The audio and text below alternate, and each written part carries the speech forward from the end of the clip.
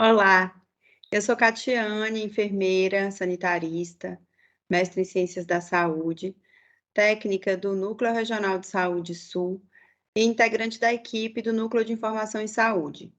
O objetivo desse trabalho é contribuir para uma maior reflexão sobre a importância dos dados sobre parto e nascimento e contribuir também para a melhoria da qualificação do preenchimento das declarações de nascidos vivos. É muito importante que se tenha em mente qual o objetivo do preenchimento desses instrumentos e quais as informações que esses dados podem gerar.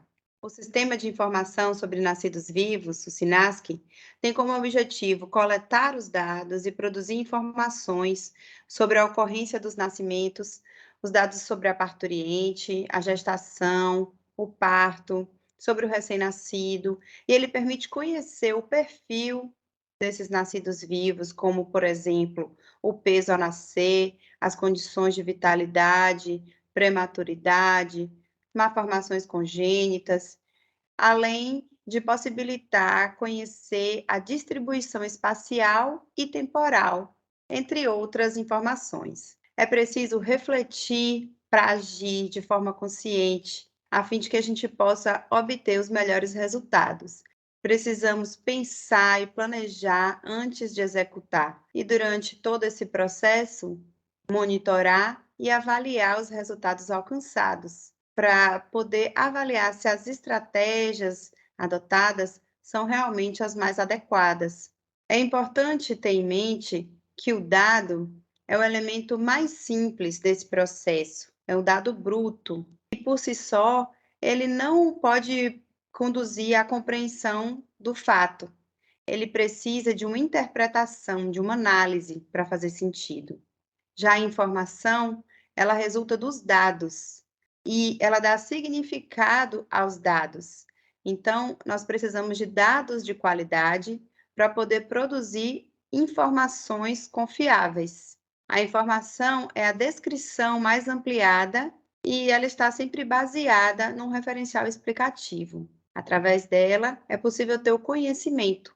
O conhecimento vai além das informações, porque além de ter um significado, ele tem uma aplicação, é um saber, produz ideias e experiências que a informação por si só não é capaz de mostrar. Então, o conhecimento depende da informação e a informação depende do dado. Por isso que é tão importante valorizar essa coleta do dado.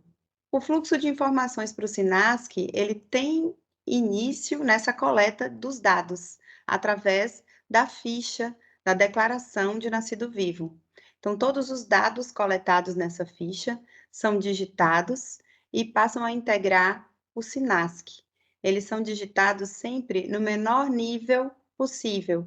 Então, ele pode ser digitado na unidade hospitalar, por exemplo, ou no município. E daí o município encaminha essas informações para o Ministério da Saúde e ela passa a integrar esse grande banco de dados nacional, possibilitando a democratização desse conhecimento. É possível e é recomendável que os profissionais de saúde tenham o hábito de conhecer, de buscar conhecer essas informações que estão disponíveis no site do DataSUS através do tabulador Tabnet. Aqui nós trazemos dois exemplos básicos de dados que são possíveis de se obter. Esse primeiro gráfico, ele traz o número de nascidos vivos por regiões do Brasil no ano de 2021.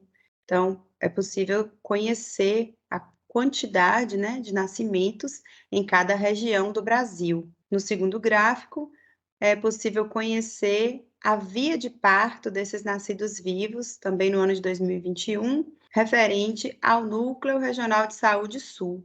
Seria possível também conhecer outras variáveis, como, por exemplo, a idade da mãe, escolaridade, a presença das anomalias congênitas no feto, entre outras informações. Aqui nesse segundo gráfico, a gente chama a atenção para a ocorrência do registro não informado em relação à via de parto. que, nesse caso, só deveria ser preenchido para os bebês abandonados, nos quais a gente não conhece realmente a via de parto. Então, antes de mais nada, é preciso clarear a definição de nascido vivo, que a Organização Mundial de Saúde, lá em 1995, descreveu como a expulsão ou extração completa do corpo da mãe, independente da duração da gestação, de um produto de concepção, o qual, depois da separação, respire ou dê qualquer outro sinal de vida, que pode ser batimento do coração, pulsações do cordão umbilical, sendo que ele pode estar ou não desprendido da placenta. E cada produto do nascimento que reúna essas condições se considera como uma criança viva. Já o óbito fetal, ou nascido morto, ou natimorto, é a morte de um produto da concepção antes da expulsão ou extração completa do corpo da mãe, independente da duração da gravidez.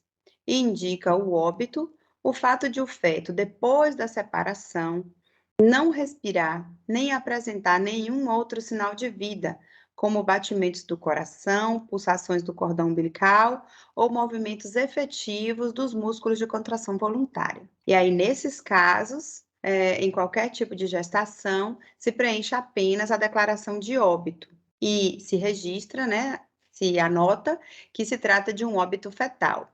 No caso dos nascidos vivos, em todos os casos, precisa também preencher a declaração de nascido vivo. Para cada nascido vivo, é preciso que seja preenchida a declaração de nascido vivo, que é um instrumento padronizado, utilizado em todo o território nacional. Esse instrumento sofreu alterações agora em 2020, atendendo a uma medida liminar que determinou ao Ministério da Saúde que alterasse os trechos, né? Que alterou alguns componentes desse instrumento, principalmente alterando para o nome parturiente, ao invés do nome da mãe, e alterando o nome responsável legal, ao invés do nome do pai, independente dos nomes dos genitores, da identidade de gênero, e isso possibilita uma maior inclusão, né, dos casais homoafetivos, mas também possibilita a inclusão de outras situações, como, por exemplo, a barriga solidária. Aqui a gente tem alguns exemplos, o ator Paulo Gustavo e o seu esposo. Na declaração de nascidos vivos, seriam preenchidos 2 declarações, uma para cada bebê. O nome dos 2 constaria como responsáveis legais. E a pessoa que pariu, né, que deu à luz aos bebês, teria o seu nome incluído no nome parturiente. Aqui no segundo exemplo, uma avó que deu à luz à própria neta. Então, nesse exemplo, a avó também teria o seu nome incluído no campo parturiente e os pais da criança seriam incluídos no campo responsável legal. Também aqui no caso da atriz Nanda Costa, que utilizou a fertilização in vitro e um sêmen de banco de sêmen, o nome dela entraria no campo parturiente e o da esposa, Lanlan, como responsável legal. Aqui um quarto exemplo de um homem trans que deu à luz a uma menina, então o nome dele entraria no campo parturiente e o da esposa como responsável legal. Aqui também mais um exemplo de um nome masculino no campo parturiente. Nesse caso, o Rodrigo, que é um homem trans, deu à luz a Isabela, que nasceu de parto natural, né, parto normal. Então, o nome masculino estaria no campo parturiente e o nome do esposo como responsável legal. Aqui também mais um exemplo de barriga solidária, de uma mulher que decidiu ser barriga solidária para realizar o sonho da irmã. Então, ela entraria no campo parturiente e o casal, a irmã e o esposo, entraria como responsáveis legais. Nos casos dos formulários antigos, né, anteriores a essa determinação, não é necessário descartar, é apenas ter atenção no seu preenchimento, mas pode continuar utilizando os 2 formulários de forma simultânea. Então, antes do preenchimento da declaração de nascido vivo, é importante destacar esse kit, né, com as 3 vias de cor diferente, a via branca, rosa e amarela, destacar do bloco, para evitar de borrar os outros impressos, já que essa folha, ela é autocopiativa, ela é uma folha carbonada e essa informação poderia passar para as outras folhas. E ter atenção também com a caneta, dar preferência para uma caneta esferográfica, para evitar de borrar esses impressos. Durante o preenchimento, muito cuidado, não assinar a declaração de nascido vivo em branco, sempre verificar se todos os campos foram preenchidos, se não tem nenhum campo em branco, né? E se eles foram preenchidos corretamente. Evitar rasuras, né? Se isso acontecer, fazer a ressalva dessa rasura, repetindo os dados de forma legível e assinando ao pé dessa ressalva. Se não for possível ressalvar esse jogo de DN, as 3 vias devem ser anuladas e devem ser devolvidas à Secretaria Municipal de Saúde, que é responsável pela distribuição, para que seja feito o controle. Mesmo se as fichas estiverem amassadas, rasgadas, mesmo assim, elas precisam ser devolvidas. Evitar sempre deixar campos em branco, sempre marcando a opção ignorado quando não for possível obter aquela informação, mas evitar ao máximo, né? Sempre fazer um esforço para tentar alcançar todas as informações, porque todas as informações são importantes. Após o preenchimento da declaração, é importante atentar, né? Cada via tem uma cor e cada cor tem um destino. Então, a primeira via, que é a via branca, ela vai ser digitada e vai ser arquivada. Então, se ela for digitada no hospital, ela será arquivada no setor de digitação do hospital. A mesma coisa se ela for digitada no município, né? Na vigilância epidemiológica municipal. Então, ela será arquivada no setor de vigilância. A segunda via, a via amarela, ela vai ser encaminhada ao cartório para que seja obtida a sua certidão de nascimento do bebê. E também será arquivada no cartório. E a terceira via vai ser arquivada no prontuário da parturiente, seja ela no hospital ou nos casos de parto domiciliar, assistido por algum profissional autônomo, ele também deve arquivar essa via. Quem pode preencher esse documento? Quem vai preencher é a pessoa que foi treinada para esse fim, que vai ser o enfermeiro ou outro membro da equipe de enfermagem, o médico ou profissional da área administrativa. E os dados referentes à identificação da pessoa que preencheu devem constar no bloco 7 da declaração de nascido vivo. E é sempre recomendável que esse documento seja preenchido por uma única pessoa. É recomendável também que o preenchimento da declaração de nascido vivo aconteça, no mínimo, após a segunda avaliação do recém-nascido, que vai ser realizada pelo neonatologista e ocorre geralmente 6 horas após o nascimento ou próximo à alta da parturiente, exceto nos casos de óbito prematuro, que aí se recomenda agilizar o preenchimento para facilitar o fluxo dos documentos. E como preencher? Então, para o preenchimento da declaração de nascido vivo, é importante atentar para alguns detalhes. No campo 1, nome do recém-nascido, sempre encorajar, né, que o responsável legal, a parturiente, informe, declare o nome do recém-nascido. Se houver dúvida ou discordância, esse campo pode ser deixado em branco. Mas é interessante incentivar que esse campo seja preenchido com a tranquilidade de que, no momento do registro, esse nome pode mudar, ele pode ser alterado sem problema. No campo 2, data e hora do nascimento, na data, seguir o padrão dia e mês com 2 dígitos, ano com 4 dígitos, e a hora, anotar a hora exata ou aproximada, quando não for possível definir a data exata, né? Que ocorreu o nascimento, no padrão 24 horas, atentando que não existe 24 horas. Então, o nascimento ele ocorre ou às 23 horas e 59 minutos, ou às 0 horas e nos primeiros segundos do dia seguinte. No sexo, no campo 3, existe a opção masculino, feminino, e existe a opção ignorado, que vai ser assinalado nos casos de genitália indefinida ou hermafroditismo. E aí, nesse caso, vai ser marcado o campo 6, né, presença de anomalia congênita, e no campo 41 deve ser descrito essa anomalia. No campo 3A, a raça é uma condição autodeclarada, né? Ela não admite a alternativa ignorada, e a gente chama atenção para a raça amarela, que diz respeito à descendência da raça oriental. No campo 4, o peso é nosso C, colocar o peso em gramas, utilizando as 4 caselas. Quando não for possível, né, obter o peso dessa criança até a 5ª hora, colocar um traço.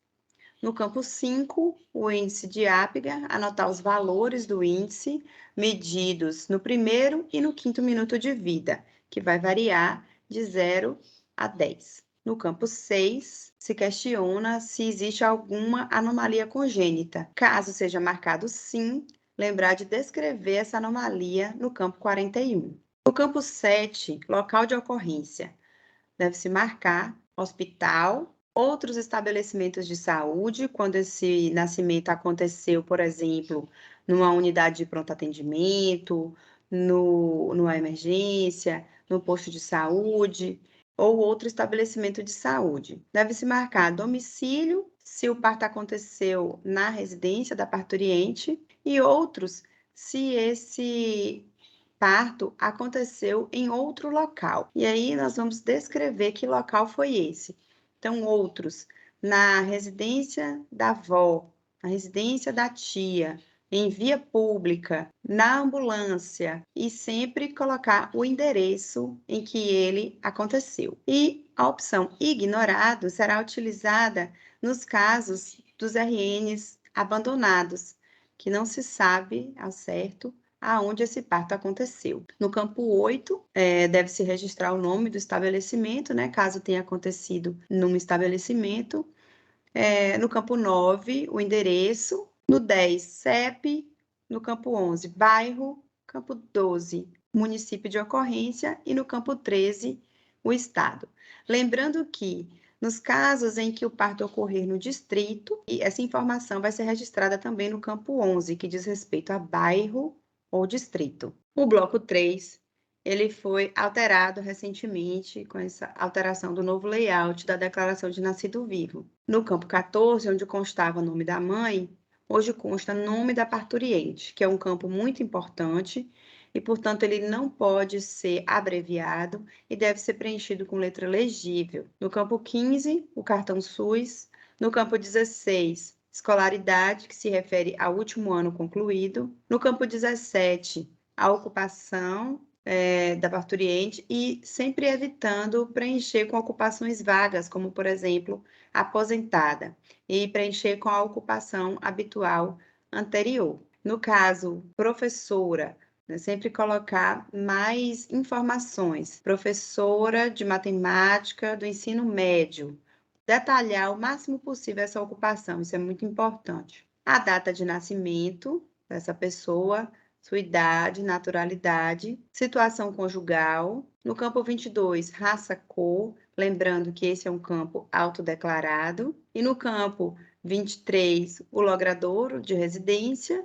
24, CEP, 25, bairro ou distrito. No campo 26, município. E o 27, estado. No campo 28, também foi um outro campo que foi alterado recentemente, onde constava nome do pai, atualmente consta responsável legal. Ele não é um campo obrigatório e atualmente ele admite a possibilidade de 2 nomes, quando necessário. No campo 29, deve-se registrar a idade. E, nesse caso, de 2 responsáveis legais, essa idade vai se referir ao primeiro nome informado. No campo 30, o histórico gestacional nas gestações anteriores, ele diz respeito aos eventos passados da história gestacional da parturiente, ou seja, não inclui os dados da gestação atual. No campo 31, pergunta sobre a data da última menstruação. O campo 32, o número de semanas de gestação, nos casos em que não se conhece a data da última menstruação. E o campo 33, questiona sobre o número de consultas pré-natal. No campo 34, diz respeito ao mês de gestação em que foi iniciado o pré-natal e deve ser registrado com a numeração de forma ordinal, né? Segundo mês, terceiro mês, quarto mês, correspondente ao mês em que houve a primeira consulta pré-natal. Importante não confundir com o mês do ano em que começou o pré-natal. Então, uma pergunta sugerida é: com quantos meses de gravidez você estava quando começou a sua primeira consulta pré-natal? No campo 35, se pergunta do tipo de gravidez, se é uma gravidez única, dupla, tripla. No campo 36, questiona sobre a apresentação, se cefálica, pélvica, transversal. No campo 37, se o trabalho de parto foi induzido. Então, foi necessário a indução para que essa pessoa entrasse em trabalho de parto? Sim ou não? No campo 38, o tipo de parto. Esse parto foi um parto vaginal, cesáreo? Nesse caso aqui, o ignorado será utilizado para os bebês abandonados, em que não se sabe o tipo de parto. No caso de cesárea, né, o campo 39, ele pergunta se essa cesárea ocorreu antes do trabalho de parto iniciar. Então, essa pessoa entrou em trabalho de parto e, por algum motivo, foi necessário realizar a cesárea, ou essa cesárea ela aconteceu antes do trabalho de parto iniciar. E o campo 40, se esse nascimento ele teve assistência médica, se ele teve assistência de enfermagem, de parteira ou outros. Esse outros, ele é no caso de um parto que aconteceu com auxílio de um policial, de um bombeiro, de um transeunte. Então, aí, nesse caso, vai se colocar a opção outros. Sempre evitar a opção ignorado, sempre buscar essa informação, mas quando não for possível obter, não deixar em branco, marcar ignorado. Lembrando que, no caso de gestações múltiplas, cada recém-nascido vivo vai ter a sua declaração emitida e vai ser identificado em cada uma delas, né? Primeiro gemelar, segundo gemelar, terceiro gemelar. O campo 41 questiona sobre anomalias congênitas. Então, nos casos em que foi marcado no campo 6, a opção sim, ela vai ser descrita qual anomalia foi verificada pelo responsável pelo parto. O campo 42, devemos registrar a data que esse documento foi preenchido. No 43, o nome do profissional responsável pelo preenchimento, sempre com letra legível, carimbo legível, lembrando de não abreviar o nome. No campo 44, qual a função desse responsável. No campo 45, o tipo de documento que vai ser identificado, dando sempre preferência para o número do conselho de classe, no caso dos profissionais. No campo 46, o número do documento e no campo 47, o órgão emissor. Neste bloco, nos campos 48, 49, 50 e 51 e 52, dizem respeito às informações do cartório. Aqui as nossas referências que foram utilizadas. Nosso muito obrigada. Esperamos que essas informações sejam úteis e que elas possam contribuir para a melhoria das informações em saúde na nossa região.